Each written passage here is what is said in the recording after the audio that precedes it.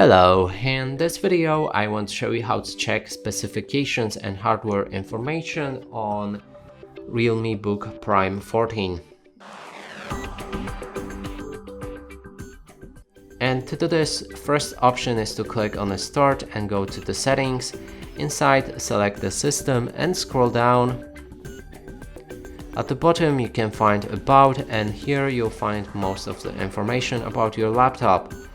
Next thing that we can do to check those information is to click on the search toolbar right here and enter DXDIAG, which is the program or application that allows you to also check the hardware on your laptop. So you can see pretty much the same thing, like processor, memory, and if you want to check the graphics card, it's in the display right here. It's integrated Intel card. And that's it for this video. Hope you like it. Please consider subscribing to our channel, leave a like and a comment below.